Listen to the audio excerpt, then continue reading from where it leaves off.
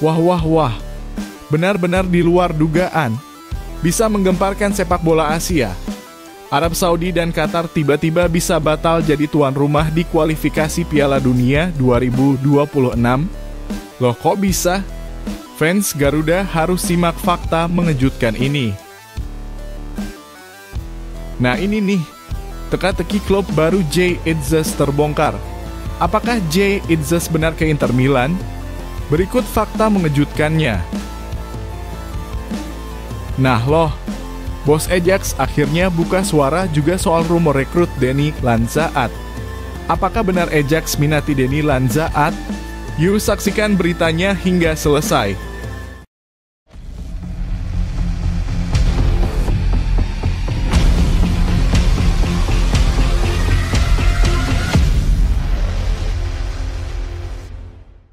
Mohon subscribe channel Timnasku Indonesia agar tidak ketinggalan informasi Timnas Indonesia. Arab Saudi dan Qatar batal jadi tuan rumah kualifikasi Piala Dunia 2026. Resmi diumumkan hari ini juga oleh channel YouTube Timnasku Indonesia. Kabar mengejutkan sekaligus menggembirakan datang untuk Timnas Indonesia. Di tengah memanasnya konflik Timur Tengah yang melibatkan Iran dan Israel, muncul potensi besar yang bisa menguntungkan Timnas Garuda di babak keempat kualifikasi Piala Dunia 2026. Arab Saudi dan Qatar, yang sebelumnya telah resmi diumumkan oleh AFC sebagai tuan rumah untuk ronde keempat kualifikasi zona Asia. Kini posisinya terancam akibat ketegangan geopolitik yang semakin memanas di kawasan tersebut. Sebelumnya pada Jumat 13 Juni 2025, AFC menetapkan Arab Saudi dan Qatar sebagai tuan rumah resmi babak keempat. Pengumuman itu langsung menimbulkan berbagai reaksi, terutama dari beberapa federasi sepak bola Asia lainnya. Sistem kualifikasi di ronde keempat sendiri cukup krusial karena hanya menyisakan 6 tim terbaik, Iran, Uni Emirat Arab, (UEA Oman, Qatar, Arab Saudi, dan Timnas Indonesia. Nantinya 6 tim ini akan dibagi ke dalam 2 grup, masing-masing berisi 3 tim yang akan saling berhadapan memperebutkan tiket ke Piala Dunia 2026. Namun penunjukan Arab Saudi dan Qatar sebagai tuan rumah segera menuai protes keras. Federasi sepak bola Irak menjadi yang paling vokal menyuarakan protes soal netralitas dan keadilan penunjukan tuan rumah. Mereka mengirim surat resmi ke FIFA dan AFC menuntut adanya transparansi penuh dalam proses pemilihan. Federasi Uni Emirat Arab (UEA) dan Oman pun menyuarakan tuntutan serupa. Mereka mendesak agar FIFA dan AFC bersikap netral serta mempertimbangkan aspek keadilan dalam menentukan venue pertandingan krusial tersebut. Meski mendapat tekanan dari berbagai pihak, AFC tetap pada keputusannya dengan alasan ada kriteria penilaian tertentu yang sudah dipertimbangkan. Di sisi lain, PSSI melalui Ketua Umum Erick Thohir memilih bersikap diplomatis atas keputusan itu. Dalam unggahannya di Instagram, Erick Thohir menyatakan bahwa pihaknya tetap menghormati keputusan AFC, namun menegaskan Timnas Indonesia akan mempersiapkan diri lebih keras menghadapi tantangan yang ada. Optimisme ini tentu menjadi sinyal positif bagi para pecinta sepak bola tanah air. Namun situasi geopolitik di Timur Tengah dengan cepat mengubah peta. Ketegangan antara Iran dan Israel memuncak usai serangan Israel ke wilayah Iran pada 13 Juni 2025. Iran membalas serangan itu dengan meluncurkan ratusan rudal ke jantung kota Tel Aviv, Israel. Konflik bersenjata ini memicu kekhawatiran serius di seluruh kawasan Timur Tengah, termasuk Arab Saudi dan Qatar sebagai negara yang geografisnya cukup dekat dan terlibat secara politik dalam tensi yang berkembang. Akibat situasi yang makin panas ini, para menteri luar negeri dari 20 negara Arab dan Muslim mengeluarkan pernyataan bersama. Mereka menyerukan agar konflik segera dihentikan dan meminta semua pihak kembali ke meja perundingan. Salah satu kekhawatiran utama adalah kemungkinan fasilitas nuklir Iran menjadi sasaran serangan, yang berpotensi memperluas dampak konflik ke seluruh kawasan Timur Tengah, termasuk negara-negara tuan rumah kualifikasi Piala Dunia 2026 zona Asia. Hingga kini AFC belum mengeluarkan pernyataan lanjutan terkait kemungkinan perubahan venue. Namun, Banyak pengamat meyakini jika situasi keamanan di kawasan itu tidak kunjung membaik, FIFA dan AFC bisa saja mengambil langkah tegas untuk mencabut status tuan rumah Arab Saudi dan Qatar demi keamanan semua pihak. Dan jika itu terjadi, muncul peluang besar bagi negara lain, termasuk Indonesia, untuk mendapatkan kesempatan menjadi tuan rumah atau setidaknya bermain di venue netral yang lebih aman. Bagi timnas Indonesia, peluang ini tentu menjadi angin segar. Sebab jika bermain di venue netral atau bahkan di kandang sendiri, tekanan mental akibat bermain di markas lawan bisa diminimalisir. Dukungan penuh dari supporter Garuda pun bisa menjadi energi tambahan yang sangat dibutuhkan oleh skuad asuhan Shin Tae-yong di babak krusial ini. Apalagi dengan performa timnas Indonesia yang terus meningkat beberapa tahun terakhir, kesempatan lolos ke Piala Dunia 2026 kian terbuka lebar. Situasi ini juga membuka diskusi hangat di kalangan pecinta sepak bola Indonesia. Bagaimana menurut kalian? Apakah konflik Timur Tengah ini benar-benar bisa menjadi berkah terselubung bagi timnas Indonesia? Atau justru kondisi ini akan semakin merumitkan jadwal dan mental pemain? Silakan tuliskan pendapat kalian di kolom komentar. Apapun yang terjadi, kita semua berharap yang terbaik untuk Garuda. Semoga mimpi kita melihat timnas Indonesia berlaga di Piala Dunia 2026 bisa menjadi kenyataan.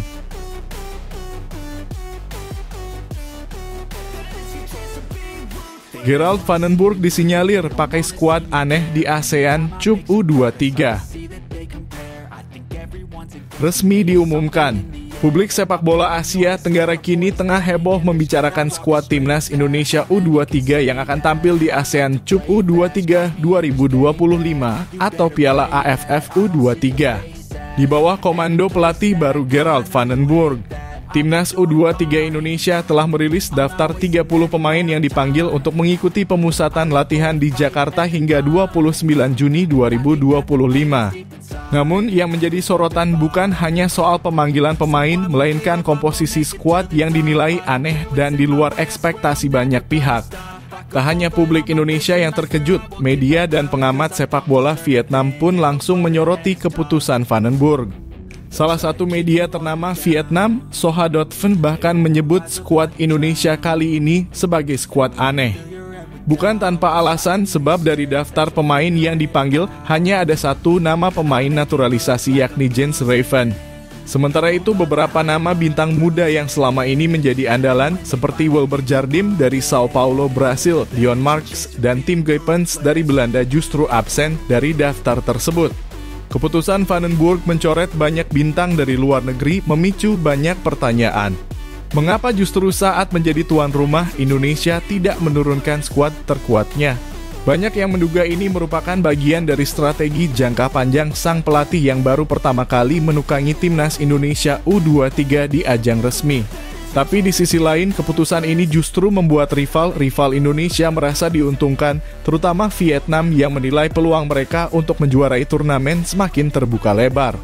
Indonesia panggil skuad aneh, Vietnam lebih berpeluang juara dan cetak rekor baru, tulis Soha.vn dalam laporan eksklusifnya.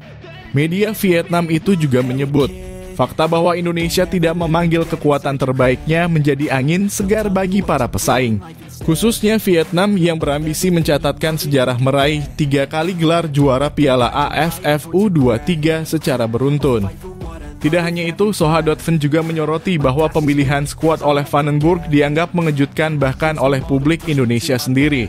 Kehilangan beberapa pemain hebat yang berkiprah di luar negeri dinilai membuat kekuatan timnas U23 Indonesia sedikit pincang. Apalagi mengingat lawan-lawan yang akan dihadapi di turnamen nanti dipastikan menurunkan kekuatan penuh mereka. Meski demikian, Gerald Vandenburg tampaknya memiliki visi sendiri dalam meramu skuadnya. Sebagai pelatih baru yang baru beberapa bulan menangani timnas Indonesia U23, ASEAN Cup U23 2025 ini akan menjadi ajang pembuktian pertamanya di kawasan Asia Tenggara. Vandenburg sendiri belum memberikan banyak pernyataan kepada media setelah mengumumkan daftar pemain, sehingga makin memancing spekulasi dan rasa penasaran di kalangan pecinta sepak bola. Turnamen ASEAN Cup U23 2025 sendiri akan digelar di Jakarta pada 15 hingga 29 Juli 2025. Dua stadion megah yakni Stadion Utama Gelora Bung Karno (SUGBK) dan Stadion Patriot Candrabhaga di Bekasi telah disiapkan sebagai venue pertandingan. Sebagai tuan rumah, tentu ada keuntungan tersendiri bagi Indonesia, apalagi dengan dukungan penuh dari supporter Garuda yang dikenal fanatik. Namun, dengan skuad yang sebagian besar diisi pemain dari kompetisi lokal, banyak yang mempertanyakan apakah kekuatan timnas Indonesia U23 cukup mumpuni untuk bersaing dengan negara-negara lain yang menurunkan pemain terbaiknya. Sebagian fans justru melihat ini sebagai kesempatan bagi para pemain lokal untuk unjuk gigi dan membuktikan kualitas mereka tanpa bergantung pada pemain naturalisasi. Lantas, bagaimana menurut kalian para pecinta sepak bola Indonesia? Apakah keputusan Vandenberg memanggil banyak pemain lokal dan mencoret beberapa bintang luar negeri ini merupakan langkah berani yang tepat? Ataukah justru berisiko mengurangi kekuatan timnas U23 di ajang ASEAN Cup U20 2025 nanti? Yuk, tuliskan pendapat kalian di kolom komentar. Apakah langkah ini akan menjadi awal kejayaan Garuda Muda atau justru akan menjadi bumerang? Mari kita diskusikan bersama.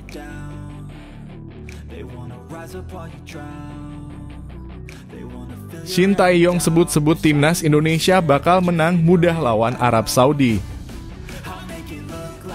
Pernyataan mengejutkan kembali datang dari mantan pelatih timnas Indonesia, Shin Tae-yong.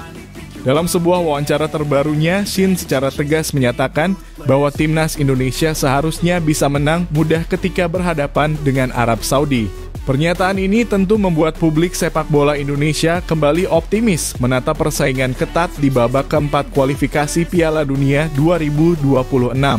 Menurut Shin Tae-yong, Arab Saudi saat ini sudah tidak lagi seganas dan sekuat masa lalu. Bahkan ia berani membandingkan bahwa kekuatan sepak bola Asia Tenggara, khususnya Indonesia dan Malaysia, saat ini justru jauh lebih berkembang dibandingkan negara-negara raksasa Timur Tengah. Shin Tae-yong memang sangat mengenal kekuatan Arab Saudi. Di masa kepelatihannya bersama timnas Indonesia, ia beberapa kali berjumpa langsung dengan tim Elang Hijau tersebut. Bahkan ia sempat membawa timnas Indonesia menahan imbang Arab Saudi 1-1 dalam laga grup C putaran ketiga kualifikasi Piala Dunia 2026 di Jeddah pada 5 September 2024. Tidak hanya itu, dalam pertemuan kedua di Jakarta pada 19 November 2025, Garuda Muda asuhannya bahkan sukses membungkam Arab Saudi dengan kemenangan meyakinkan 2 gol tanpa balas. Catatan inilah yang menjadi dasar kepercayaan diri Shin Tae-yong bahwa timnas Indonesia sangat mampu kembali mengalahkan Arab Saudi dengan mudah. Lebih lanjut, Shin Tae-yong juga mengungkapkan alasan utama mengapa kekuatan Arab Saudi kini menurun drastis. Menurutnya, fenomena masifnya pemain-pemain top Eropa yang berbondong-bondong bergabung ke Liga Arab Saudi justru menjadi bumerang bagi pengembangan pemain lokal mereka. Para pemain lokal yang seharusnya mendapatkan menit bermain justru terpinggirkan, sehingga ketika memperkuat tim nasional, mereka minim pengalaman dan jam terbang di laga-laga kompetitif. Mereka terlihat lebih kuat dengan kehadiran pemain Eropa, tetapi justru pemain lokalnya kehilangan waktu bermain. Ini membuat kekuatan tim nasional Arab Saudi tidak lagi sekuat dulu, ujar Shin Tae-yong. Shin Tae-yong bahkan menilai bahwa negara-negara Asia Tenggara, termasuk Indonesia dan Malaysia, kini justru menunjukkan perkembangan yang sangat signifikan. Malaysia misalnya baru-baru ini sukses membantai Vietnam dengan skor telak 4 gol tanpa balas. Sementara Indonesia sendiri kini diperkuat oleh banyak pemain kelas dunia yang bermain di liga top Eropa. Nama-nama seperti Rafael Struijk, Ivar Jenner, hingga Nathan Chu Aon menjadi bukti nyata betapa kualitas individu pemain timnas Indonesia sudah mengalami lonjakan tajam dalam beberapa tahun terakhir. Tidak hanya dari segi pemain, timnas Indonesia saat ini juga memiliki keunggulan dari sisi kepelatihan. Setelah era Shin Tae-yong, kini Garuda Muda ditangani oleh pelatih top Eropa yang disebut-sebut sebagai salah satu pelatih terbaik sepanjang sejarah timnas Indonesia. Dengan kombinasi pemain kelas dunia dan racikan strategi pelatih papan atas, sulit rasanya membayangkan jika timnas Indonesia gagal bersinar di babak keempat kualifikasi Piala Dunia 2026. Sejumlah pengamat bahkan menilai kegagalan lolos ke Piala Dunia justru akan terasa sangat mustahil jika melihat materi yang dimiliki saat ini. Pernyataan Shin Tae-yong ini pun langsung memicu antusiasme besar di kalangan pecinta sepak bola Indonesia. Banyak yang menganggap ini sebagai sinyal positif bahwa Garuda Muda memang sudah berada di jalur yang tepat untuk menciptakan sejarah.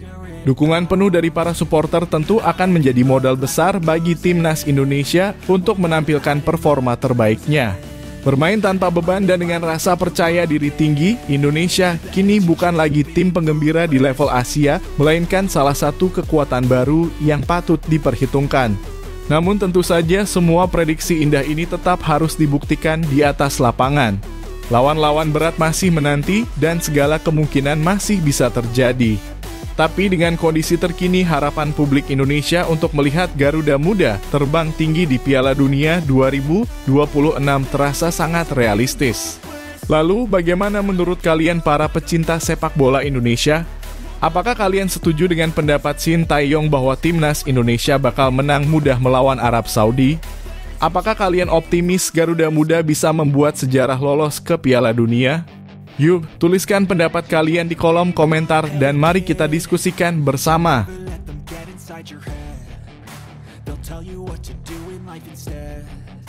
Teka-teki masa depan Jay Itzes. Masa depan Kapten Timnas Indonesia, Jay Itzes atau yang akrab disapa Bang Jay, kini tengah menjadi perbincangan hangat di kalangan pecinta sepak bola nasional maupun internasional.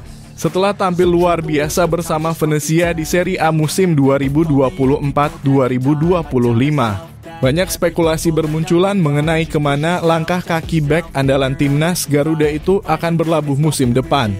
Apalagi setelah Venezia dipastikan terdegradasi ke Serie B, peluang Jay Itzes untuk hengkang dari klub Italia tersebut semakin terbuka lebar.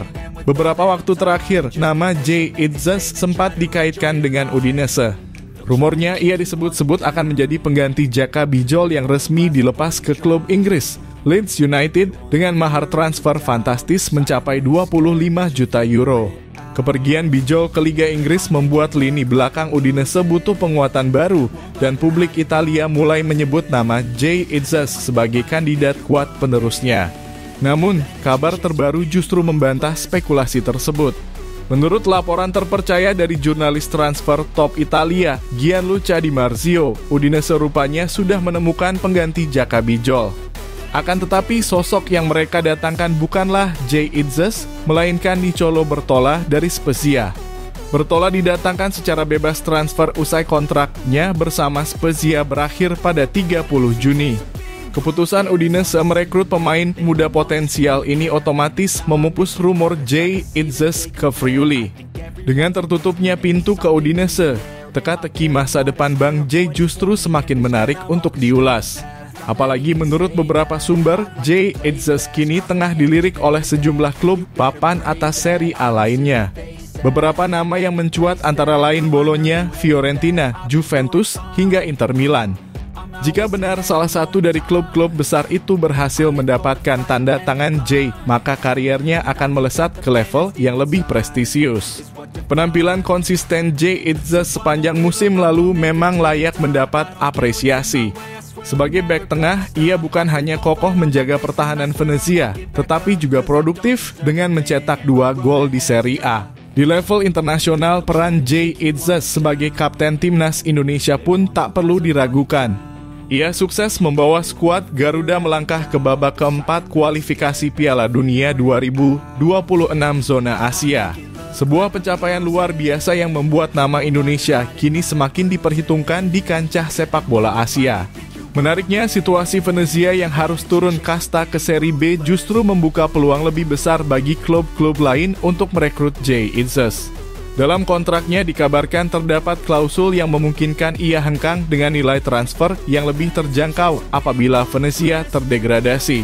Kondisi inilah yang membuat rumor kepindahannya terus bergulir kencang hingga saat ini. Bagi publik Indonesia, masa depan Jay Itzes bukan sekadar urusan klub semata, tetapi juga berkaitan dengan harapan besar untuk timnas. Jika Bang J bisa bermain di klub besar Eropa, maka kualitasnya sebagai kapten timnas Indonesia akan semakin terasa menghadapi lawan-lawan berat di kualifikasi Piala Dunia maupun turnamen besar lainnya. Apalagi kini skuad Garuda mulai diisi oleh banyak pemain naturalisasi dan pemain muda berkualitas yang membuat timnas Indonesia semakin kompetitif. Kini publik sepak bola nasional hanya bisa menunggu kemana Bang J akan melanjutkan petualangan kariernya. Apakah ia akan benar-benar bergabung ke salah satu raksasa Serie A? Ataukah ada kejutan lain yang belum terungkap? Yang jelas potensi J Itzes untuk menembus klub-klub elit Eropa terbuka sangat lebar mengingat performa dan rekam jejaknya yang gemilang selama ini. Lalu bagaimana menurut kalian para pecinta sepak bola Indonesia? Di mana sebaiknya Bang J melanjutkan kariernya? Apakah ke Inter Milan, Juventus, atau mungkin klub besar lainnya? Yuk, tuliskan pendapat kalian di kolom komentar. Siapa tahu saja komentar kalian bakal jadi kenyataan dalam bursa transfer musim panas ini.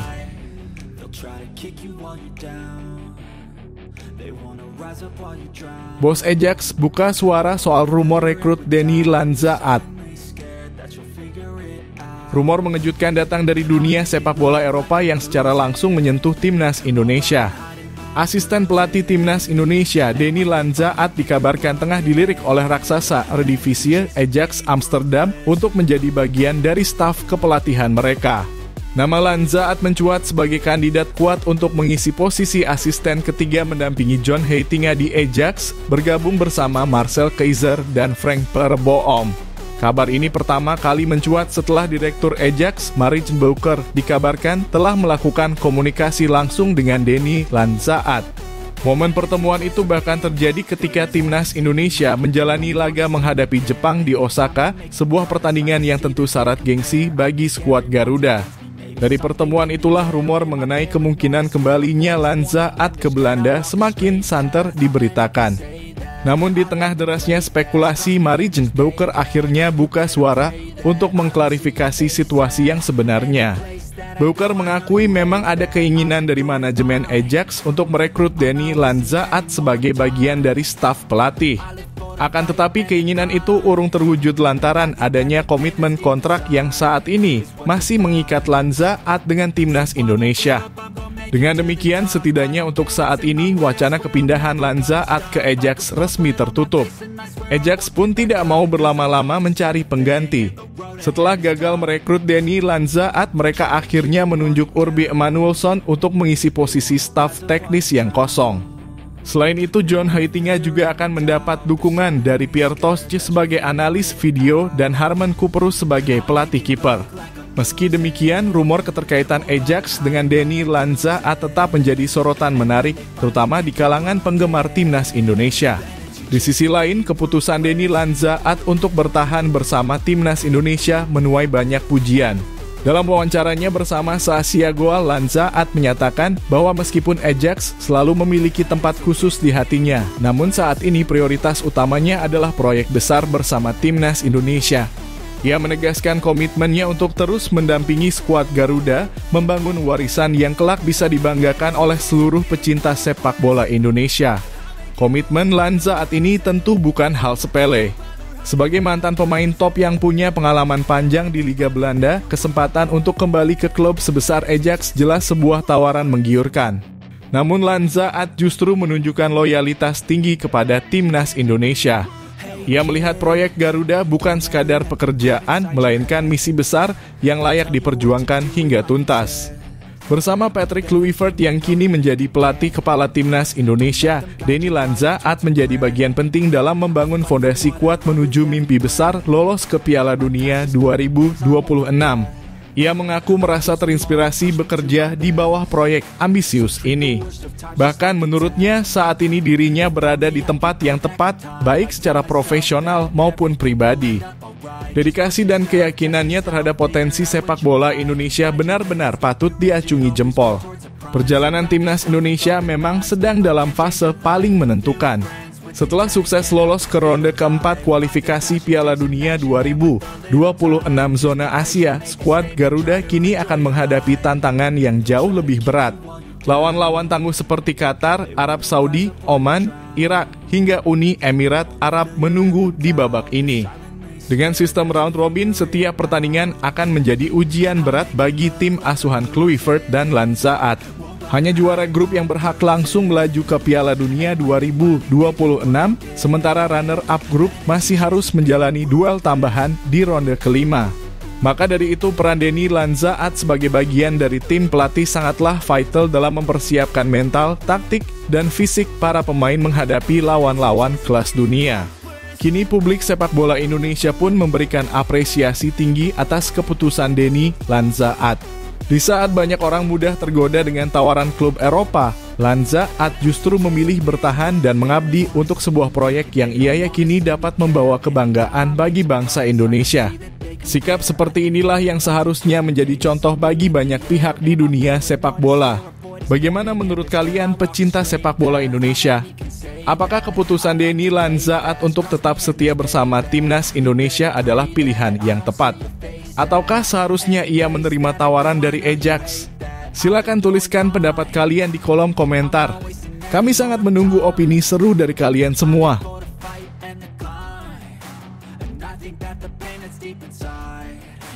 Komitmen Erick Thohir untuk mengubah masa depan timnas Indonesia. Di tengah santernya rumor mengenai masa depan Shin Tae-yong yang dirumorkan akan melatih tim nasional Cina, ada satu komitmen besar yang seolah kembali terngiang di benak para pecinta sepak bola Indonesia, komitmen dari Ketua Umum PSSI, Erick Thohir, untuk membangun masa depan timnas Indonesia yang lebih cerah dan berkelanjutan. Rumor soal Shin Tae-yong memang mencuri perhatian. Banyak media memberitakan bahwa ia menjadi salah satu kandidat kuat untuk mengisi posisi kosong di kursi pelatih tim nasional Cina usai pemecatan Branko Ivankovic.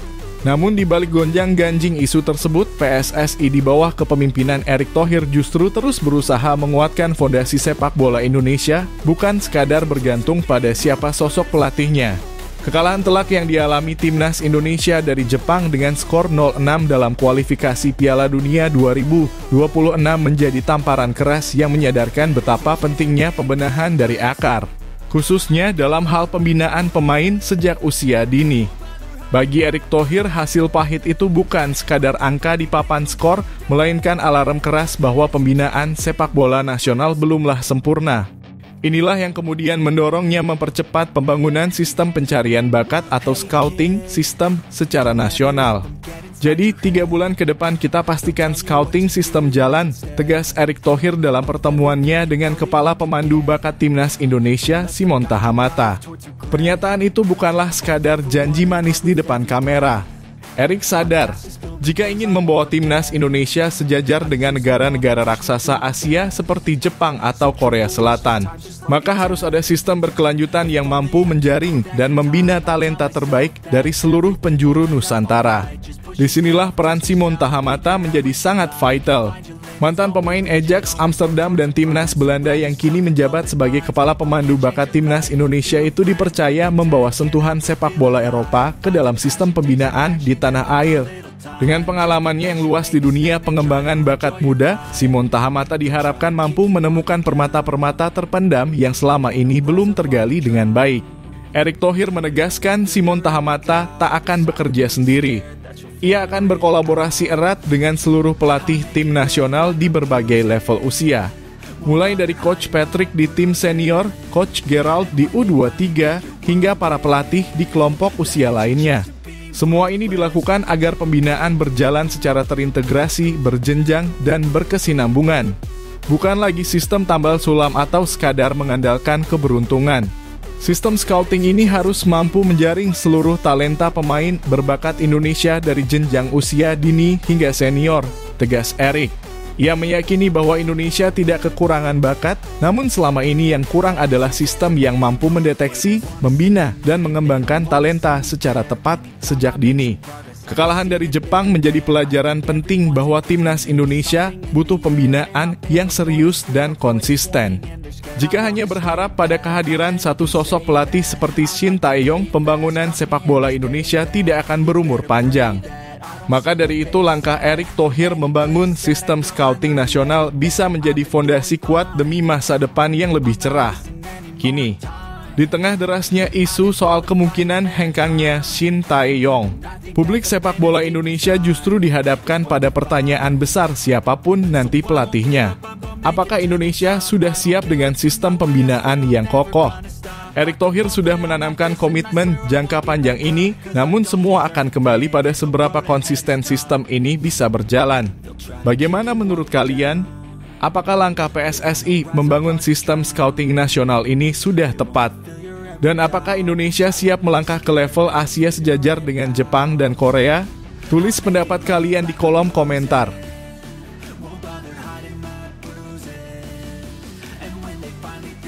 Timnas Indonesia difavoritkan juara Piala AFF U23. Kabar baik menyelimuti seluruh pecinta sepak bola tanah air. Untuk pertama kalinya dalam beberapa tahun terakhir, Timnas Indonesia U23 benar-benar difavoritkan menjadi juara di ajang Piala AFF U20 2025. Aura optimisme mengalir deras di seluruh lini, mulai dari pengamat sepak bola, federasi, hingga para supporter fanatik Garuda Muda. Ini bukan sekadar harapan kosong, namun sebuah keyakinan yang dibangun di atas fondasi kuat persiapan matang, komposisi skuad terbaik, dan pelatih yang disebut-sebut sebagai yang terbaik dalam sejarah Timnas Indonesia. Piala AFF U20 2025 yang akan digelar di Indonesia mulai 15 hingga 29 Juli 2025 menjadi momentum emas bagi Garuda Muda. Bertindak sebagai tuan rumah, Indonesia tergabung di grup A bersama Malaysia, Filipina, dan Brunei Darussalam. Melihat komposisi grup ini, banyak pihak menilai peluang Indonesia untuk melaju mulus ke fase gugur sangatlah besar. Dari ketiga lawan tersebut, hanya Malaysia yang dianggap bisa sedikit merepotkan perjalanan skuad asuhan Gerald Vandenburg. Pengamat sepak bola nasional Kesit Budi Handoyo bahkan secara terang-terangan menempatkan Indonesia sebagai favorit kuat juara turnamen ini. Dalam keterangannya kepada media, ia menilai Garuda Muda punya komposisi tim yang mumpuni, mental yang sedang menanjak, serta semangat luar biasa dari para pemain muda yang haus akan prestasi. Peluang Timnas Indonesia U23 untuk menembus babak final sekaligus merebut gelar juara AFF sangat besar. Lawan yang mungkin sedikit merepotkan hanya Malaysia di fase grup, sementara Filipina dan Brunei saya rasa bisa diatasi dengan baik, ujar Kesit. Namun ujian sesungguhnya memang baru akan datang di fase gugur. Di babak ini Indonesia diprediksi bakal berhadapan dengan dua rival kuat ASEAN, yaitu Thailand dan Vietnam. Kedua negara ini sudah lama menjadi batu sandungan Indonesia dalam berbagai turnamen usia muda. Meski begitu, Kesit tetap menegaskan bahwa Indonesia tetap favorit. Ia hanya mengingatkan agar para pemain tidak lengah dan tetap fokus menjalani setiap pertandingan. Optimisme ini sangat sejalan dengan ekspektasi publik tanah air. Para pendukung Garuda sudah lama mendambakan gelar juara Piala AFF, khususnya di level U23. Berkali-kali Indonesia hanya mampu menjadi finalis alias runner-up, namun selalu gagal menuntaskan misi di laga puncak. Kini dengan segala persiapan yang dilakukan, rasanya mustahil jika target utama kali ini bukanlah juara. Apalagi di bawah asuhan Gerald Vandenburg yang disebut-sebut sebagai pelatih terbaik sepanjang sejarah Timnas Indonesia, kekuatan tim muda Garuda benar-benar meningkat signifikan.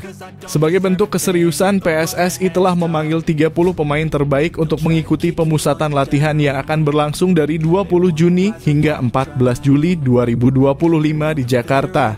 TC panjang ini menjadi modal awal yang sangat baik mengingat turnamen ini akan dimainkan di dua stadion utama yakni Stadion Utama Gelora Bung Karno dan Stadion Patriot. Bermain di kandang sendiri jelas menjadi keuntungan besar sekaligus tambahan motivasi bagi para pemain muda. Harapan besar kini tertuju pada Jens Raven dan kawan-kawan. Mereka bukan hanya membawa ambisi pribadi untuk mencatat sejarah, tetapi juga membawa doa jutaan rakyat Indonesia yang ingin melihat Garuda Muda mengangkat trofi. Tidak berlebihan jika saat ini sebagian besar pengamat menilai inilah waktu yang paling tepat bagi Indonesia menuntaskan dahaga gelar di Piala AFF U23. Bagaimana menurut kalian? Apakah kali ini Garuda Muda bisa benar-benar terbang tinggi dan membawa pulang trofi juara? Yuk, tulis pendapat kalian di kolom komentar dan mari kita dukung bersama perjuangan Timnas Indonesia.